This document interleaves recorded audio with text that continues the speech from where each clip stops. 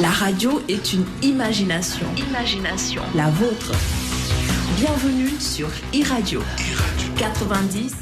di leen jaajëfal baax yéen auditeurs u iRadio ak téléspectateurs yi tey nag dañoo fas yéene waxtaanee loo xam ni tout tànk yi la soxal muy seen àq ak yelleef fii si biir Sénégal tolluwaay bi lu ko waral mooy ren ji lañ fas yéene rek màggal fanweeru anniversaire li ñu dutee convention des nations unies relative aux droits de l'enfant ñu gën ko xam si CEDE te it bu yàggul dara am na ay kuréel yoo xam ni génn nañ ay xayma di wax ni rek lu jëm si wàllu àq ak yelleefu tout tànk yi fii si biir Sénégal daanaka sàmm gi des na ndaxte sooy xool si jigéen ñi bëri na ñoo xam ni dañ leen di sàqu am na ab kuréel boo xam ne sax doxe na li mu toll si 2,000 ak juróom-ñaari téeméer tout tànk yoo xam ni dañ leen di sàqu fii si biir Sénégal alors lim yooyu soo ko déggee Ramatoulaye Ndaw Diouf yow mi jiite CAP di këru xale yi ana ban yëg-yëg nga si njëkk am. Yëg-yëg bu metti d'abord en tant que mère en tant que yaay en tant que femme d'abord parce que di gis xale yi nga xam ne dañ leen di jël di leen mettital di leen sàkku di leen def naka su dul noonu loolu dafa nekk lu nga xam ne dafa daw yaram mu nekk nag lu nga xam ne ñun dañ ciy xeex bu baax di ci def suñu kéemtalaayu kàttan ngir xeex ñooñu nga xam ne ñooy def ñaawteef yu bon yooyu te xam naa bu ci kanamee ci waxtaan bi dinañ si gën a dolli waxtaan mais lu nga xam ne rek dañ koy ñaawlu bu baax a baax a baax. mais tey jii suñu ñëwaat ci li nga xam ne moom moo ko indi lu jëm si wàllu violence sexuelle yi la ñuy njëkk a desandi ndaxte bu yàggul dara it kuréel gi nga xam ne moom nga jiite muy CAP génn ngeen wala boog lancé ngeen benn portail boo xam ni portail de signalement la pour lu jëm si wàllu contenu sexuel bi en ligne ñu mën di ko dénoncer alors lan moo tax tey ji ñu yegg ba foofu. waaw li nga laaj am na solo xam nga fi mu ne nii dañu nekk ci jamono bu nga xam ne internet dafa law ci àdduna bi yépp rawatina fii ci Sénégal ak dëkk yi nga xam ne ñu ngi naan pays émergent boo xoolee fii Sénégal kër goo dugg xale yi am nañu portable yore nañu tablette papa yaay doom yore nañu ordinateur te ordinateur yooyu taux de pénétration bi Sénégal dañuy wax ne que am na taux de pénétration bu nga xam ne dafa fort maanaam dafa bëri am nañu parc de plus de 10,5 millions boo koy firndeel ci nasaraan d'abonnement internet donc tey jii nii loolu dafay wane ne kër boo dugg am na internet te internet boobu itam ñun waajur yi du toujours la ñuy mun a nekk suñu ginnaaw doom yi di xool ñoom li ñuy def te dafa am lu ñuy wooyee ay prédateurs maanaam ñu nga xam ne li leen tax a jóg mooy def xale yi lu ñaaw da ngay gis xale yi nga xam ne ñu ngi xëy na waxtaan ak seeni morom wala ñu ngi def ay jeu fekk jeu yooyu ñi nga xam ne ñoom lañ ko seqal ay magum jëmm lañu dañuy jël image yooyu daal di koy transformer à des caractères sexuels ba mun ci def lu bon beneen bi mooy ñi nga xam ne dañuy jël xale yi di leen sàkku di ko filmer ba pare di ko wasaare ci internet bi léegi nag fi mu nekk di dëkk yu meloon ni comme Sénégal image yooyu nga xam ne dafay circuler ak vidéo yooyu nga xam ne dañ dafay nit ñi dañ koy dafay nekk ci ay site internet ay nit dem di ko mun a xool munuñ ci woon dara wante nag tey indi nañu benn outil bu bees bu nga xam ne benn portail de signalement la bu nga xam ne ñu ngi koy defar fi mu nekk nii lu nga xam ne dafay permettre citoyen bu nga xam ne da nga gis ci internet bi benn image wala benn vidéo bu nga xam ne dafa nekk à caractère sexuel boo ko gisee di nga ko mun a signaler ci saa si image boobu ñu mun ko dindi de façon définitive maanaam dañ koy dindi kenn dootu ci mun a jotati parce que xam nañ ne que image bu xës nekk ci internet bi dootoo ci mun a ci dara moo tax ñuy ñaax toujours parents yi di leen wax ngeen bàyyi xel bu baax seen doom yi bu ñuy dem ci internet ba pare portail boobu li ci gën a am solo itam ñi nga xam ne ñoo nekk derrière ces portails là am nañu ay adresse IP am nañu ay maanaam adresse yu nga xam ne dinañ mun a xam ki nga xam ne moo posté image boobu wala vidéo boobu fan la jógee bu ko defee kooku yoon daal ci kawam ak lépp lu nga xam ne war na ci poursuite judiciaire yeeg yëpp ñu mun ko def ñu lëkkaloo ci nag ak suñu benn partenaire bu tudd The Internet Watch Foundation IWF ñu nekk ca Londres lëkkaloo ñoom ak Interpol ak police nationale internationale yi ñoom lañ ci àndal ni ñu ciy jàppale ba pare ma dolli ci rek ne portail boobu ñu ngi liggéey fi mu ne nii di ko traduire dans les langues nationales parce que xëy na du ñëpp ñoo dégg tubaab dañu bëgg nañ kuy làkk séeréer wala ngay làkk pulaar wala ngay làkk wala nga sax wolofal nga mën a boo duggee ci portail bi daal di mën a jëfandikoo portail boobu.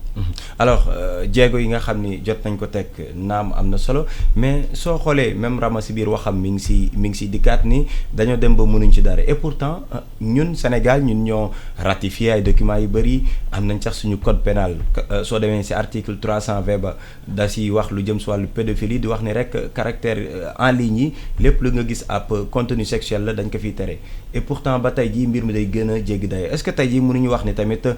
ñàkk sàmm yi nga xam ni moom la Sénégal xaatim taxul tey jii lu jëm si wàllu àq ak yelleef tout tànk yi fii Sénégal ñu wëy di ko ñàkk fulaal. waaw du ma wax ñàkk fulaal. parce que il faut reconnaître que volonté politique bi am na. te volonté politique bi li koy firndeel mooy comme ni nga ko waxee ratifier ay convention am ay loi et tout mu ngi fi volonté politique bi mu ngi fi. moyens yi peut-être pour accompagner volonté politique bi mooy des mais bu ñu fàtte ne protection dafa nekk loo xam ne bu état tegee cadre bi ba pare il faut que nit ñi approprier wu ko ba pare aussi sàmmal ko seen bopp parce que état comme ni ñu koy waxee mënul teg gendarme ci gannaaw ku nekk donc comme ni ko état tege ba pare il faut que les communautés engagé wu boo gisee état ni mu tegee charte yi nga xam ne mooy protéger xale fii ci Sénégal ci wàllu loi ak ay décret ak ay convention ki yooyu xale Sénégal ba moytuwul ci xale yi ñu gën a protéger ci monde bi la bokk. d'ailleurs en fait Issa loolu moom moo waral sama laaj comme ni nga ko waxee rek. tey jii xale Sénégal daanaka moom la ñu waroon gën a mun a aar. parce que mun naa la fi limal yoo xam ni bëri na si même réew. mais il faut également reconnaître que ni am na lu des wàllu état bi parce que amul application signé ab document. d'accord benn pàcc la mais application bi également doon na pàcc bu am solo. waaw loolu laa lay wax dama ne application bi il faut que appropriation am ci kii yooyu. yooyu ñu ne par la communauté. ba pare ñoom ñu dugal seen loxo ci mbir mi. xam nga sànq bi may wax li ma bëggoon wax mooy ne boo seetloo li ñuy wax stratégie nationale de protection de l'enfant les acteurs yi nga xam ne ñoo war a veiller à l'application de cette stratégie là sont les communautés. dafa jógee ci quartier bi. dem ba ci département bi boo demee CQPI CZPI CCPI CDPI et tout boo seetloo c'est la communauté qu'on appelle à agir. Donc la communauté aussi il faut que ñoom it ñu jouer seen rôle dans ça. Et aussi ñu bàyyi comme ni ma koy wax sànq bu nit defee dara ñu daal di ko yóbbu fa nga xam ne fa la ñuy war a defee exemple pour que keneen ku gis ne bu ma defee lu mel nii mën na ma dal. te loolu c'est la communauté moo war a accompagner état bi ci loolu. parce que état bu tegee loi yi ba pare boo ko yóbbulee loo xam ne daf cee war a jouer rôle am teg na ay mécanismes yoo xam ne boo yóbboo nit bi foofu war nañ ko mën a teg ci yoon. waaye lim bi buy bareek ay yooyu yëpp c'est parce que rek ñay def. dafa am ñoo xam ne ci communauté bi ñoo joué wul aussi itam seen rôle. bu si état amee responsabilité aussi ñun ñi nga xam ne ñoo nekk ci communauté yi aussi. dañ cee war a jouer suñu rôle. parce que bu dara amee nañ ko yóbbu fañ ko war a régler ñëpp xam ne kii comme lii dal na ko man bu beneen ne bu ma ko defee lii mooy dal sama kaw. xaaral ma def li nga xam ne moom la et aussi communauté bi nañu engagé wu. parce que bu dara amee loo xam ne day protéger nit ñi dañ fi nekk ñun tamit yenn saay bu état ñëwee ak la force pour war a appliquer parfois nit ñi nekk fi naan ndeysaan masla bi voilà c'est le vrai terme masla bi parfois mooy tax yenn mbir yi di xew te nit yi duñu ci def li nga xam ne ñooñu ci war donc les responsabilités sont partagées à tous les niveaux que ce soit l'État que ce soit les communautés même que ce soit aussi les organisations qui sont là pour protéger les enfants ñëpp am nañ ci part de responsabilité. Donc il faut que ñëpp ku ci nekk la nga engagé wu ne moom nga war a def te mu nekk sa responsabilité nga def ko bu boobaa dinañu gis ne mbir yi dina xaw a soppeeku. ci sama xalaat bu gàtt. D'accord alors si pàcc boobu Ramatoulaye Ndao Diouf di coordinatrice bu CAP yow ban gis-gis nga si amee est-ce que jàpp nga ni lépp lu waroon nguur gi def nañ ko parce que ratifier ay texte gis nañ ko mais l'application pose problème dans ce pays. dinaa sawar tontu bu baax ci li tontu boobu ci laaj boobu ndax fi mu nekk nii dañu nekk ci moment bu nga xam ne dafa am solo ci wàllu protection de l'enfance benn firndeel laa la ciy jox yu firndeel benn déjà bu yàggul dañu recevoir ay directives présidentielles maanaam directives yi nga xam ne mu ngi jóge ci président de la République directive boobu léegi junj na tuuti wàllum SNPE ci gàttal pour xëy na ñi nga xam ne ñu ngi déglu te xamuñu lan la mooy stratégie nationale de protection de l'enfance muy benn document stratégique bu nga xam ne cadre fédérateur bu nga xam ne mësuñ ko woon am ci Sénégal dafa nekk benn document bu nga xam ne dañu jël Sénégal xam nga ay département moo fi nekk ci département bu nekk ñu teg fa li mu doon wax léegi un comité départemental de protection de l'enfance ba nga xam ne préfet ba moo cay nekk ca kawam léegi dañu bëgg prise en charge de l'enfance nekk une prise en charge holistique maanaam préfet bi dafay am ca wetam communauté yi am ca wetam ñiy toppatoo wàllu wàllu wér-gu-yaramu xale yi am ci wetam ñi nga xam ne ñooy toppatoo wàllu justice de telle sorte que bu fekkee ne dafa am benn problème bu am au niveau départemental prise en charge bi dafay nekk lu nga xam ne dañ koy mën a def jël de façon très rapide léegi ci directive présidentielle yooyu ma leen doon wax bi nga xam ne moo ci njëkk président dafa ne nañu évaluer stratégie nationale de protection de l'enfance boobu donc volonté politique mënul weesu joxe ay directives weesuwul ci loolu nee na tamit nañu jéem a seet naka la ñu mën a liggéeyee ñun ñëpp lëkkaloo ba am lu ñu naan changement de communication pour le changement social maanaam ñun ñëpp ñu xool naka la ñu mën a soppee suñu jëfalin suñu doxalin pour que xale yi mun a nekk ci ay anam yu gën a baax beneen bi mu ne nañu xool naka la ñu mën a adopté ci lu mu gën a gaawee code de l'enfant mu nekk code de l'enfant bu nga xam ne dafa nekk recommandation boo xam ne fépp ñu ngi ñu koy wax mu nekk comité des droits de l'enfant des Nations Unies mu nekk comité également bi nekk au niveau africain loolu yëpp ñu ngi ñu koy laaj donc code de l'enfant bi fi may wax ak yow nii ministère bi nga xam ne moo yore justice wasaare na ko ci yeneen ministères yi ñu ngi def liggéey bi nga xam ne moom la ñu war a def pour def ci dernière mouture yi te xam naa ne ci ay fan yu néew di ngeen gis ne que projet de loi boobu dinañ ko code de l'enfant boobu dinañ ko adopté. d'accord ñu ngi koy xaar jamono ji sa assemblée nationale yegg seegul moom code bi mais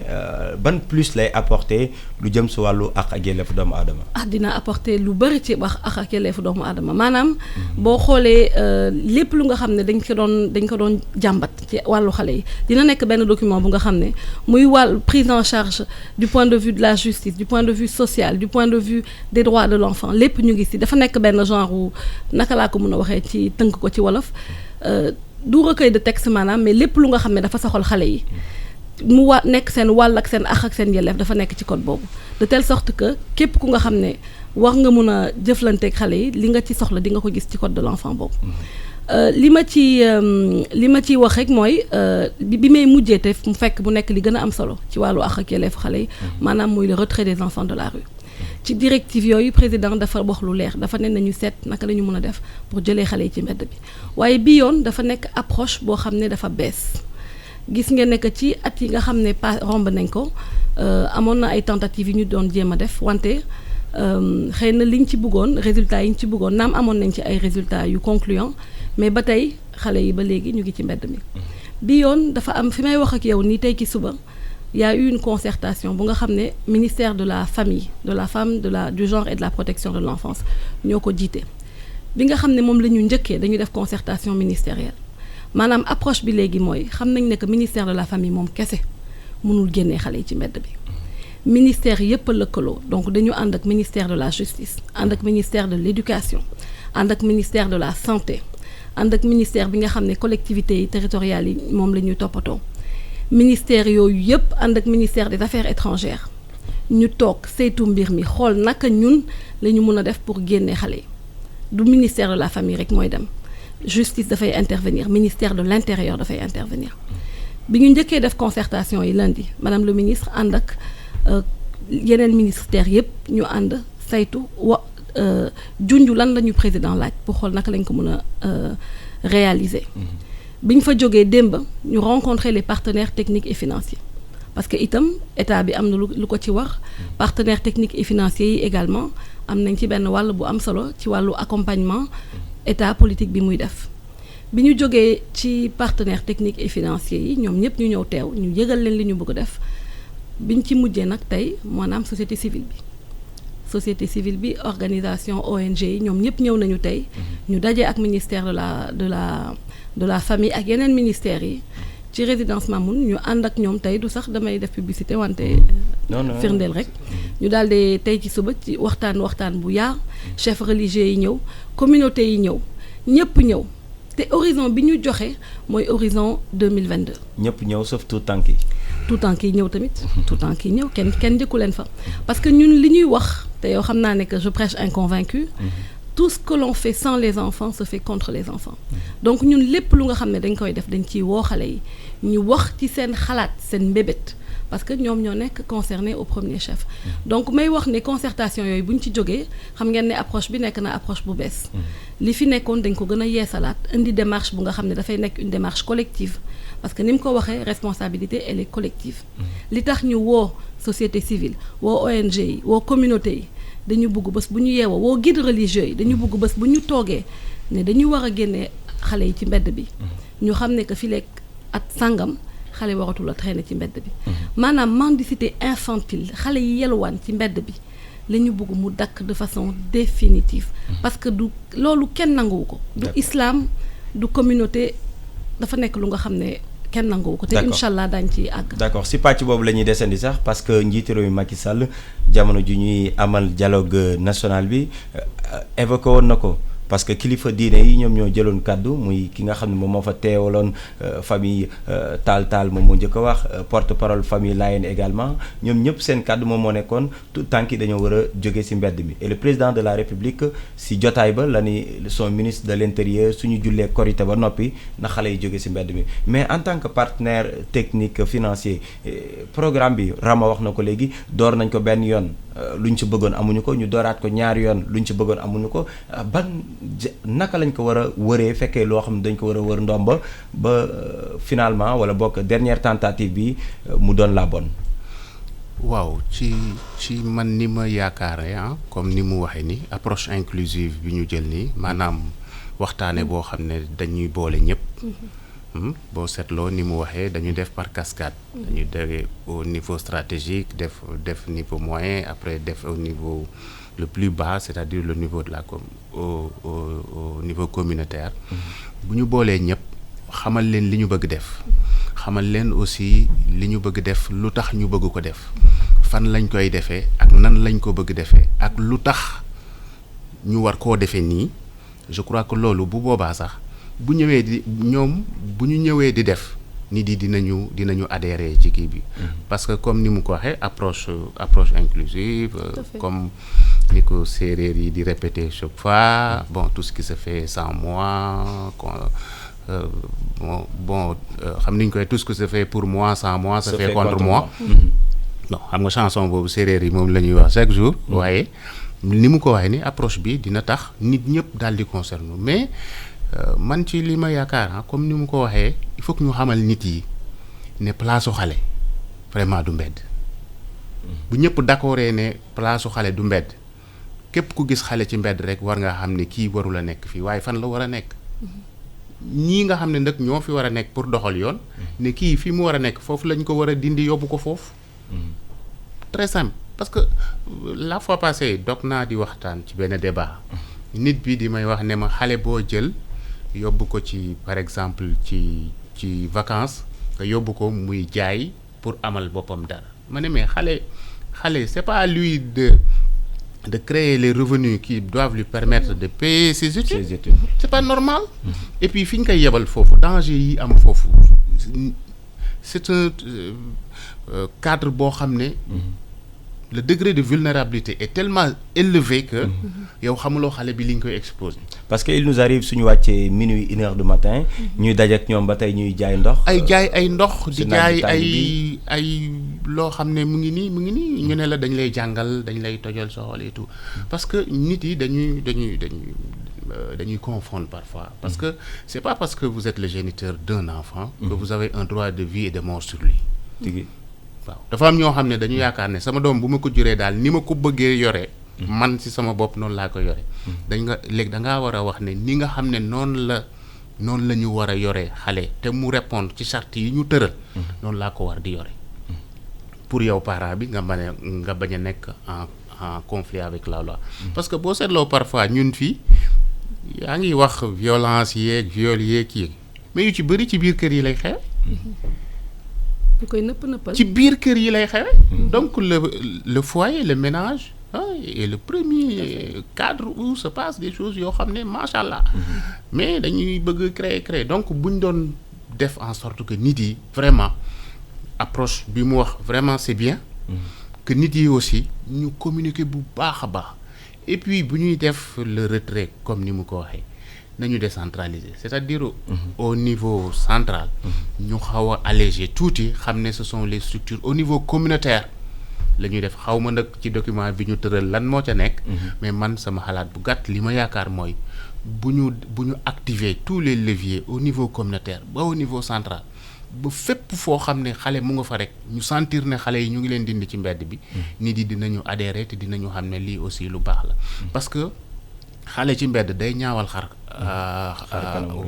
kanamu réew boo seetlooyee doxal ci mbedd rek nga gis xale bu mel nenn ni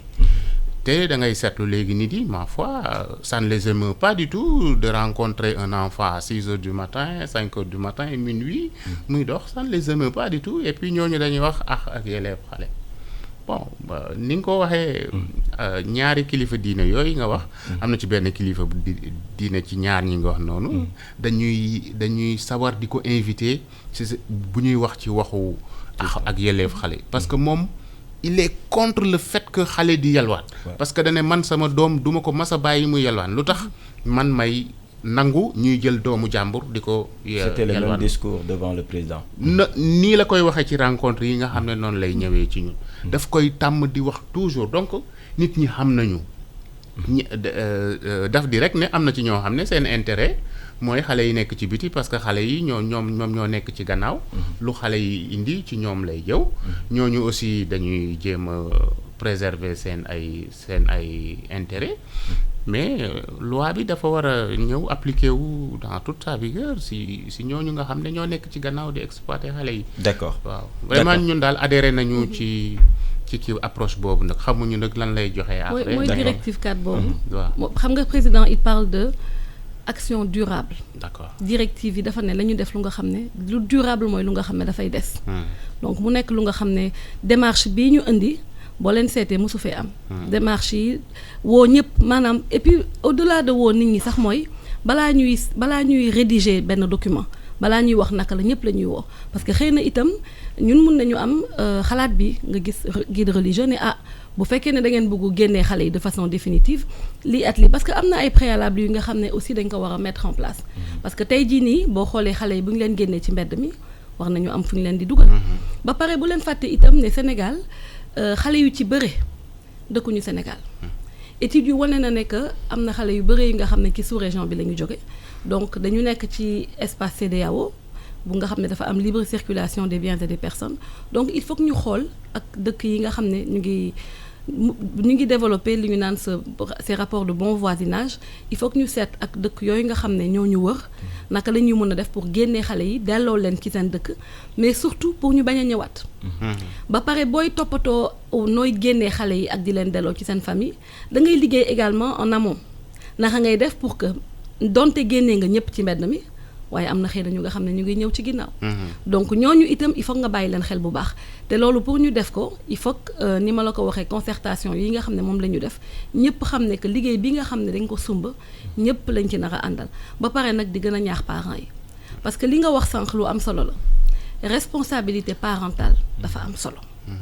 jël sa doom jox ko ab sëriñ doo ko jox doo ko jox koppar ne ko ay yaxam laa la laaj loolu il faut que nit ñi foog ñu seetaat seen bopp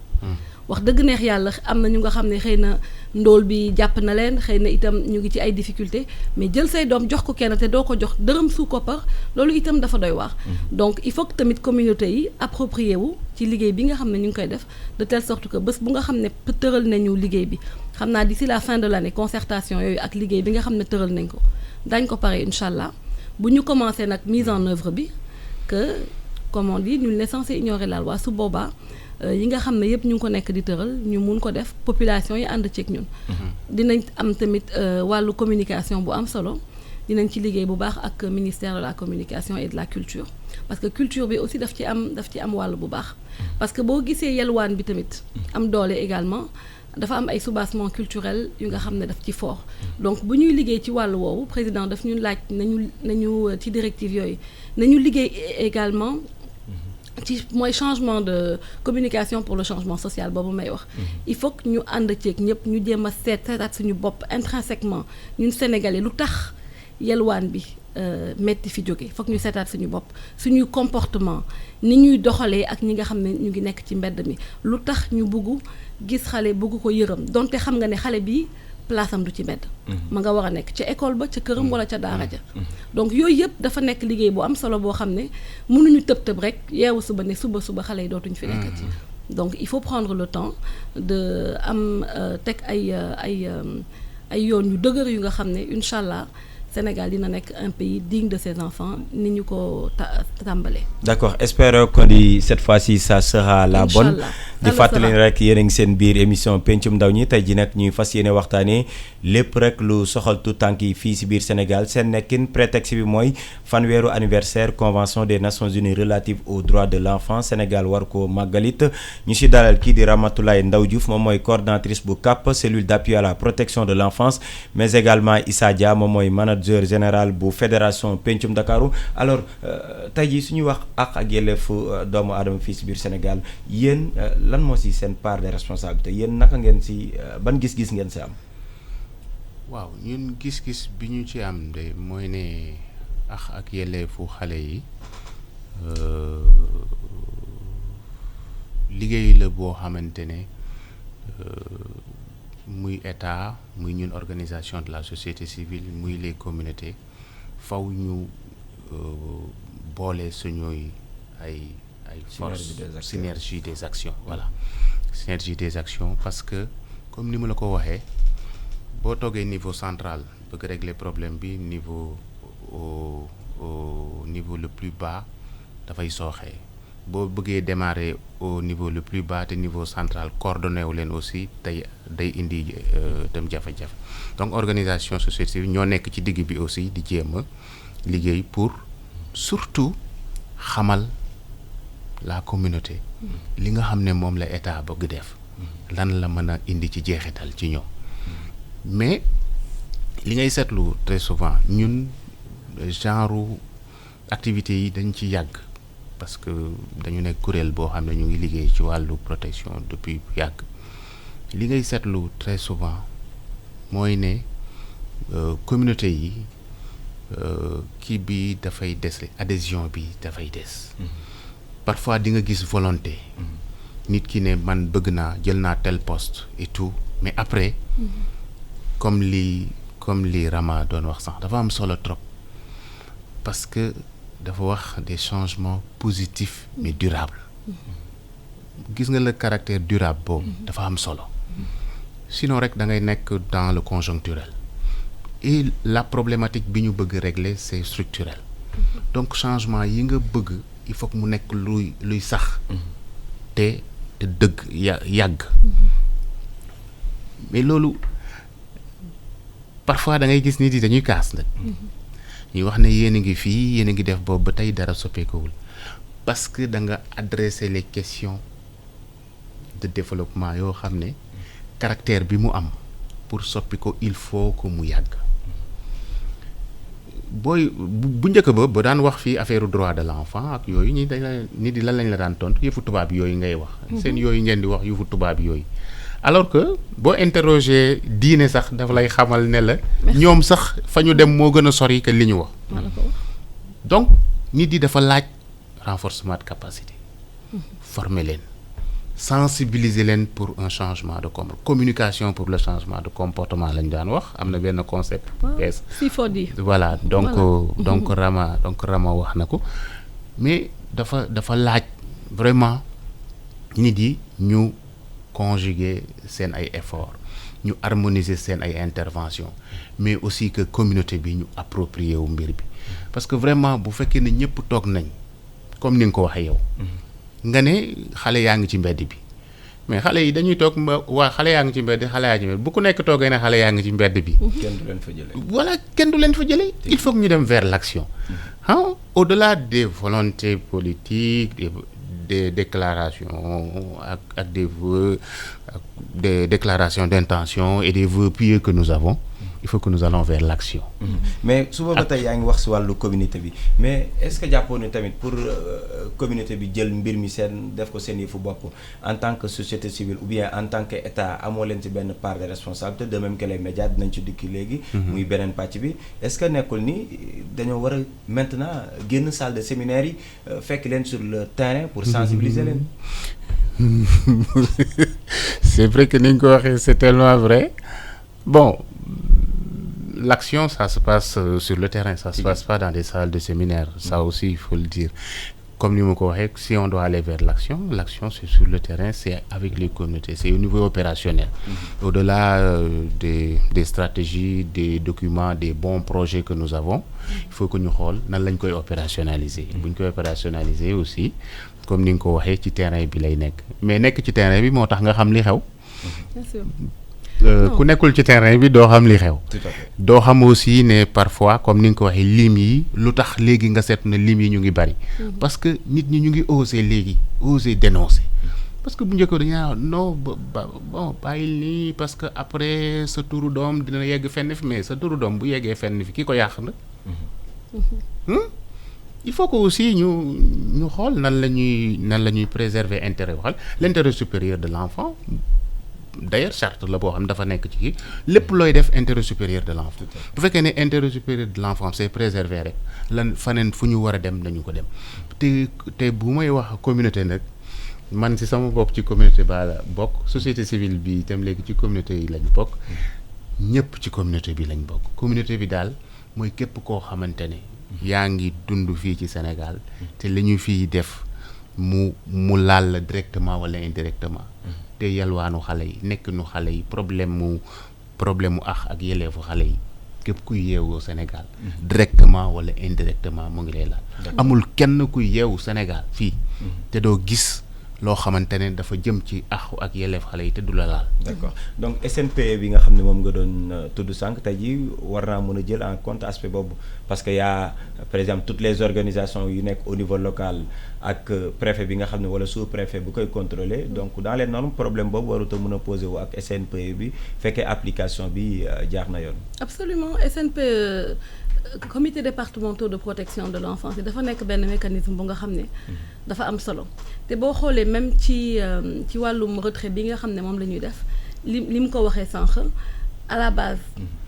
maanaam du retrait bi du nekk rek lu nga xam ne ci Dakar lay yem parce que boo seetee dafa am lu ñuy wooyee les zones pourvoyeuses maanaam zone yi nga xam ne xale yi foofu la ñuy jóge donc su fekkee ne que ku nekk def nga sa wàll gis nga man tey jii nii pour man approche communautaire bi daf ci am solo li ñu naan ndeyu daara yi chef de quartier yi communauté yi maanaam tey jii nii waroon nañu def que képp ku nga xam ne yaa ngi nekk chef de quartier ci Sénégal waratuloo nangu kenn yeewu suba ñëw ci sa quartier teg fa ñeenti plot daal dee teg bâche indi fa xale yi loolu bu fekkoon ne que nit ñi ni ñu ko doon waxee sànq ku nga xam ne ñëw na ci sa quartier nga ne kii de dëkku fi gis nga ne kii li ñu naan transhumance boobu ñuy jël xale yi di leen yóbbu de ville en ville bu fekkoon ne ku nekk jël nañ suñu responsabilité kon xëy na problème bi fi mu àgg nii xëy na du fa àgg ñun loolu la ñu bëggoon def tey man bu doon sama sago tey jii nii chef de quartier bu ne ndeyu daara bu ne ku ne ca fa nga nekk boo toogee sa quartier nga gis ne kii de ñëw na fi ànd fekk xëy na juróom fukki xale nga war a seet parce que fi mu nekk nii am na nit ñu lu nga xam ne xamuñu ko mais nit amuloo droit jël benn doom téye ko rek da nga war a yoon dafa la war a jox kayit li ñu naan ordonnance de garde provisoire centre yi nga xam ne dañu yore xale yi di leen téye dañu war a am kayit yooyu am na centre yu bëri ñu nga xam ne ils sont dans l'illégalité donc war nañ itam mu warutuloo mun a ñëw ci dëkk bi yore ay xale donc su fekk di leen yóbbu fu leen neex di leen yelwaan loo bu ngoonee ñu jox la te fekk yow say propre doom ña nga toog ci biir kër di nekk ci lu leen neexee dafa am benn débat bu nga xam ne dama ko déggoon ci benn rajo wala benn télé bu yàgg il y a quelques années quand même xaw na yàgg tuuti il y a peut-être une dizaine d'années dafa am benn débat la woon entre ay autorités ak benn nit bu yore ay daara waaye si nag daal di xam naa daal di mer di wax ne yelwaan bi waruñu ko fee mun a jëlee ndaxte moom ci yelwaan bi la teddee ci la teddee d'ailleurs sax doomam yi am na kenn ku nga xam ne jàng na ba fi mu nekk di dem na bitim réew te loolu yëpp li mu am ci yelwaan bi la ko amee mu nekk lu nga xam ne doy waar na ma daal di mere trop ñi nekkoon ci plateau bi mere journaliste bi nga xam ne tendre nañ ko benn perche donc boo demee ba nit di wax ne moom ci yelwaan la teddee dafa nekk lenn lu nga xam ne dafa jéggi dayoo donc loolu yaakaar naa ne tey jii nii ànd nañu ak ay guides religieux yu am solo ay kilifa diine yu nga xam ne ni ñu ko waxee dañ lay démontrer ne que islam santaanewul loolu islam santaanewul ngay yónni xale ci mbedd bi ñu koy def naka su dul noonu pour muy ñëw di dundal mag loolu xel mënu ko sax nangu donc fi mu nekk nii yaakaar naa ne liggéey bi ñu sumb suñ ko defee comité départemental de protection de l'enfance yi nga xam ne fi mu ne nii xëy na sur les 45 départements am nañ ci 39 yu nga xam ne tëral nañ ko dañuy ñëw yeesal yeneen yi defar yeneen 6 taxawal yeneen 6 CDP yooyu nga xam ne dinañ mun a jàpp bu baax ci liggéey bi à la base organisation de la société civile yi communauté yi état bi ñun ñëpp ñu lëkkaloo bokk nekk benn ba horizon 2022 yaakaar naa ne xëy na sorewul mais yaakaar naa ne que war nañ ñu mun a poser des solutions durables de telle sorte que image yi nga xam ne ñu ngi gàkkal deru Sénégal ak yelleefu xale yi mu jóge fi. d'accord alors suñu wax su communauté bi tamit sànq yaa ngi koy wax ni si société civile bi bokkee donc parents yeeg imam yi bokk si presse bi également am nañ ci ab part de responsabilité tey jii soo xoolee Sénégal suñuy xayma presse bi anam gu ñuy waxee lu jëm si wàllu àq ak yelleefu doomu aadama est-ce que yow am nga si satisfaction ou bien ak lan moo des. bon li nga xam ne moom laay seetlu parfois. mooy ak yelleefu xale yi bu ñuy traité parfois cas yu demee nii da ngay gis ak yelleefu xale yi dañ koy daal di nasaxal parce que bu cas amee xale bi dañ ko war a préserver comme ni ma l'intérêt supérieur de l'enfant il faut que xale bi ñu fexe ba identité am bu fekkee ne kii la ñu bañ ko wax il faut pas aussi que xale yi ñu leen di exposer trop te da ngay seetlu parfois cas yi bu amee boo gisee réseaux sociaux yi parfois dañuy tendre xale micro tendre xale bii la ñu def lii xale bi à jamais vous avez détruit. et souvent ce sont même des fois des parents sax ñoom ñooy def vidéo yi. waaw xale yi bon parents bon ñàkk xam loolu moo tax li ma doon wax sens sensibilisation pour communication pour le changement de comportement sensibilisation et aussi renforcement de capacité. Mais aussi renforcer les capacités des journalistes dans le domaine des droits de l'enfant. J'ai vu même qu'il y a une association de journalistes qui sont ñoo xam ne dañu wax ne dañoo bëgg spécialisé wu ci wàllu ak yelleef xale. loolu lu baax la ñooñu aussi ñu leen di former comme yéen fu ngeen waxee nii di déglu leen bu boobaa peut-être bu ngeen ci jàppee ñoom vraiment au niveau politique ñu jàpp au niveau communautaire parce que sànq maa ngi bëgg yokk tuuti ci li Rama doon wax xam nga moom mu ngi wax surtout niveau départemental sur les 45 départements am na 39 CDPE mais ci niveau commune bi dafa xaw a sooxee parce que niveau départemental xam nga dafa xaw a kawee tuuti chaque commune da nga war a am comité communal de protection de l'enfant boo xam ne c'est le maire moo ko war a présider mais ñaata commune ñoo am comité communal de protection de l'enfant te foofu mooy le niveau opérationnel ñoo gën a jege askan voilà parce que départemental cadre de concertation lay nekk mais boo demee ci communes yi nag ñoom ñoo war a dem sur le terrain def liggéey donc doon na baax aussi ñu gën a orienter les maires ci domaine boobu pour que ñu jël protection de l'enfant def ko une priorité ñenn ñi sax boo demee di leen rencontrer ne dama la bëgg accompagner pour nga mettre en place comité communal de protection de l'enfant ñenn dañ lay laaj sax luy loolu te dafay xaw a sooxe te comité communal yi yëpp bu fekkoon ne fonctionné ma jox la exemple bu ndaw Dakar 16 communes la de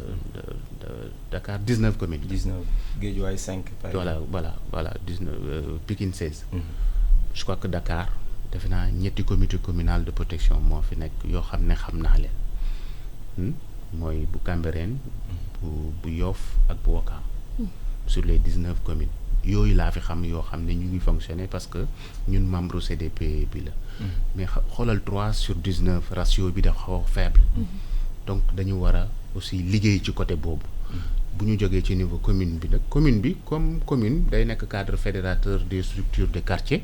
bu boobaa moom bu porté kii bi projet bi dina fexe quartier bu nekk am comité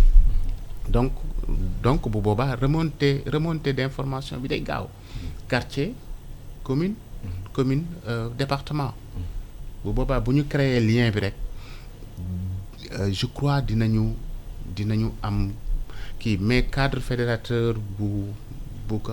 kii départemental bi à mon avis dafa xaw élevé trop ñu gën a travailler niveau communes yi orienter surtout les maires pour que ñu jël comme une priorité la problématique de la protection de l'enfant parce que xale yi defe naa bu ngeen leen war a jëli ci communes yi ngeen leen di jëli ji de aussi et la participation des enfants doon na ci principe yi nga xam ni moom moo nekk ci biir CD bi nga xam ne fa la ñuy dugg léegi su rama jeex voilà donc li ma ci bëggoon yokk rek mooy li nga wax léegi am na solo te ñu ngi ci liggéey li ñu bëgg def mooy am des communes amies des enfants parfait loolu dafa nekk liggéey bu am solo parce que effectivement loolu ba ci comité de quartier yi gis nañ ne que loolu mooy tax xale yi ñu mun leen jàppale donc loolu nekk na lu nga xam ne mu ngi ci suñu feuille de route xëy na temps bi moo xaw a gàtt duñ ci mën a dugg mais loolu dafa nekk liggéey bu nga xam ne dañ koy def te am na ay maires itam yu nga xam ne dañuy jël ci seen budget ne ñun suñu budget dal nañu temps alloué ko ci wàllum ak yelleefu xale yi du maire yëpp nag ñoo koy def mais ñu ngi encourager les maires qui le font et nous souhaiterions vraiment que maire yëpp ñu ci bëri def ko li may gaaw a daanelee rek mooy li ñu wax ci wàllum journaliste yi ak homme des médias yi boo gisee daaw génne woon nañ fi lu ñu naan éthique journalistique un guide sur l'éthique journalistique et les droits de l'enfant parce que dañu seetlu woon ne que formation bi des na bu baax xëy na am na ñu nga xam ne dañu gisoon ne que xëy na di nga gis journaliste bu nga xam ne dina def tout son cursus ba pare te du am benn notion ci wàllum àq ak yelleefu doomu aadama rawatina àq ak yelleefu xale yi surtout sax ñun boobu moo ñu tax a jóg donc ñu lëkkaloo ci woon ak convention des jeunes reporters def ci liggéey bu am solo daal di former journalistes yi dans beaucoup de zones du pays ba am tamit wasaare suñu guide boobu nga xam ne moom la ñu defoon te guide boobu dañ ko def ak suñu partenaire UNICEF dafay wone quelles sont les bonnes pratiques et quelles sont les mauvaises pratiques. yow da nga jàpp ni tamit parce que seen ndaje bu mujj yaa ngi ko doon fësal. ni faw li nga xam ne moom mooy wàllu àq ak yelleef doomu aadama mu bokk si modèle yi ñuy jàngale si école yi. waaw gëm naa ne loolu war na nekk même bu dee quelques heures rek lu yàggul wala carrément module ñu am ay journalistes yu nga xam ne ni ñu amee ay desk économie desk politique ñu am desk enfance wala desk. Droit protection de l'enfance parce que xale yi bu leen fàtte ne que population la moitié de la population du Sénégal est jeune donc les jeunes c'est l'avenir de ce pays-là donc bu ñu leen jàppalewul depuis le bas âge et que tout le monde s'y mette particulièrement la presse les hommes de médias aujourd'hui nit mënuloo toog toute la journée sans pour autant avoir accès à la presse que ce soit par la radio la télévision aux médias de façon générale donc médias yi war a nekk benn vecteur bu nga xam ne dafa am doole moo tax lépp lu ñuy def di ko jëmale ci xale yi dañ si war a bàyyi xel bu baax seen àq ak seen yelleef di flouter visage yi bañ a tudd turu xale bi ne diw ba dëkk sangam doomu diw ak doomu diw sàkku nañ ko def nañ ko ni déedéet donc guide boobu daf leen siy jàppale te tamit ñuy remercier bu baax convention des jeunes reporters tamit journalistes yu bëri tamit gis nañ ne que de plus en plus ñu ngi gën a bàyyi xel ci àq ak yelleefu doomu aadama yi bu ñu demee ba tey nga am sa turu émission bi rek yaakaar naa ne firndeel na lu bëri.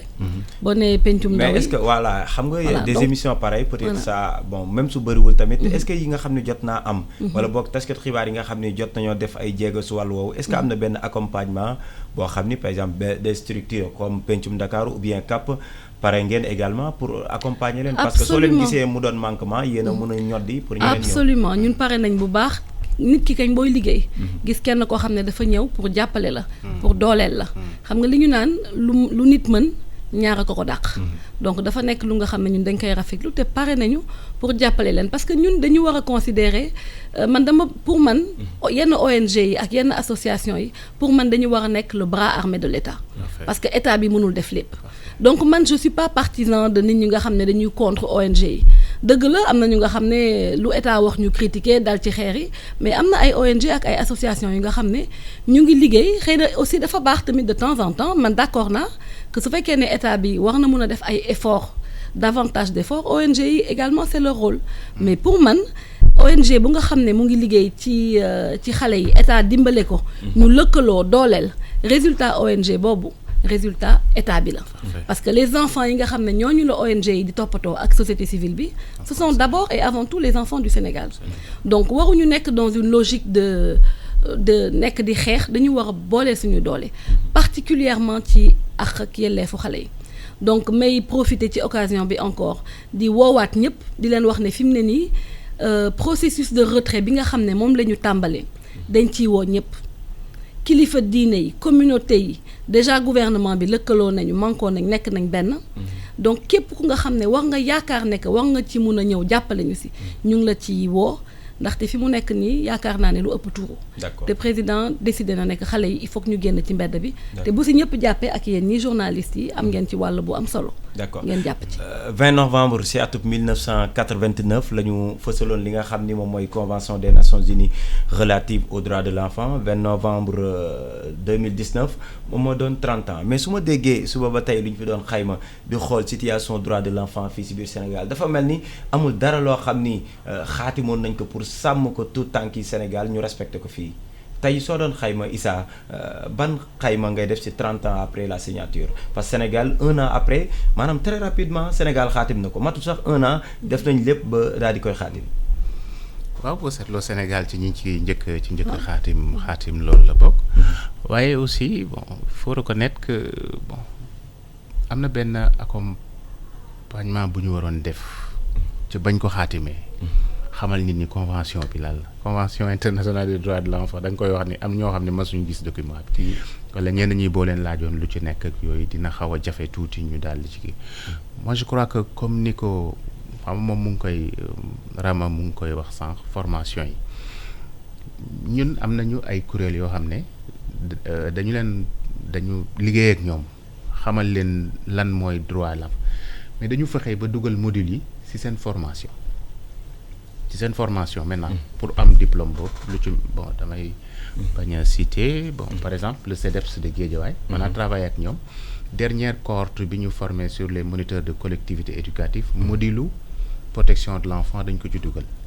pour que maintenant parce que ñooñu c'est des acteurs qui sont en contact direct avec les enfants mais mësuñu dugal module protection de l'enfance seen kii te ñooñu pourtant ils sont en contact direct avec les enfants imaginez quand il y a survenance de cas de violence d'abus de négligence ou d'exploitation l'acteur qui est là comment est-ce qu'il peut agir donc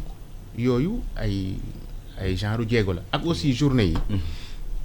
bu ñu koy célébrer mu bañ a nekk juste une journée de communication la cay génn ñu koy topp parce que très souvent lan la nit yi def jël xale yi dajale ñu def benn mémorandum jox ko autorité bi woo presse tendre micro xale bi tendre micro préfet ne dinaa ko jox sama kilifa yi et tout après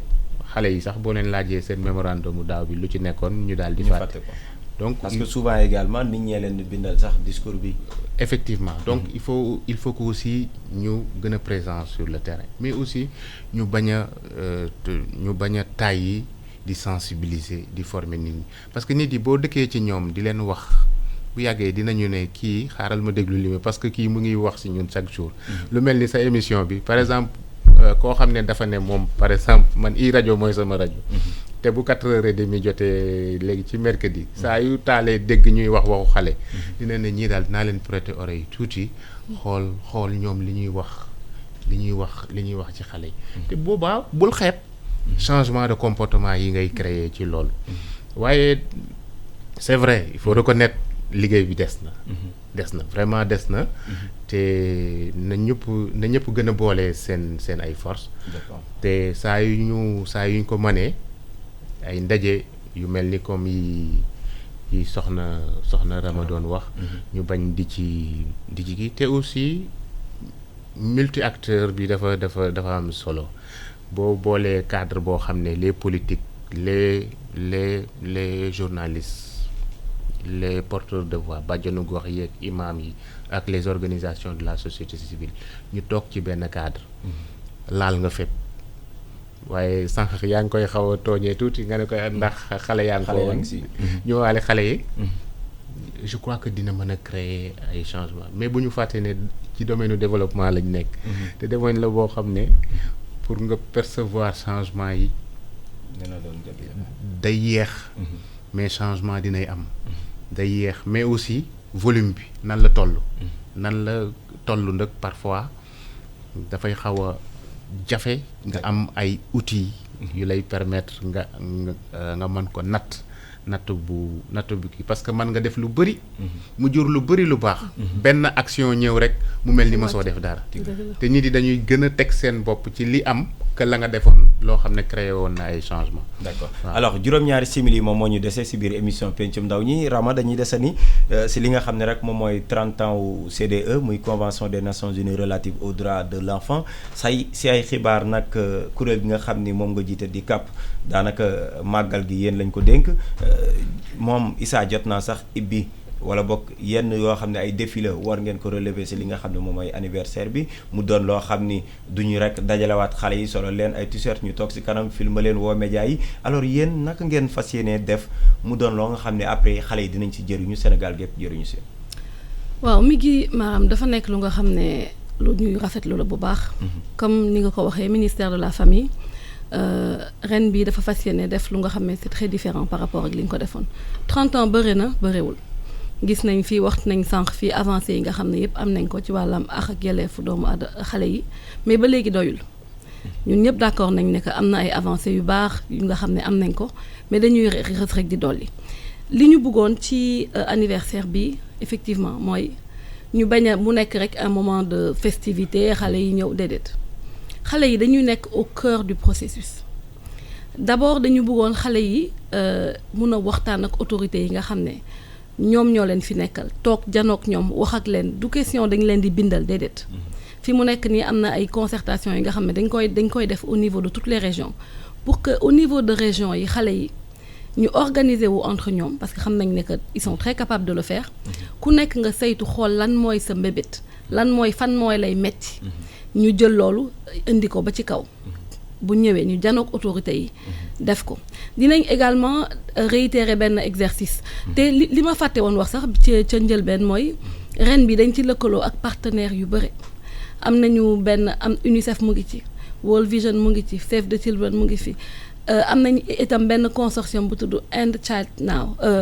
Child's Right Now xaw ma nu ñu koy waxee ci tekkee ci wolof maanaam boo seetee majeure partie des organisations internationales yi nga xam ne ñu ngi yëngatu ci àq ak yelleefu xale yi dañu ñëw ànd ak ñun ci anniversaire boobu ñu ànd ci ak société civile bi ànd ci ak xale yi ñoom ci seen bopp donc dinañ def li ñu naan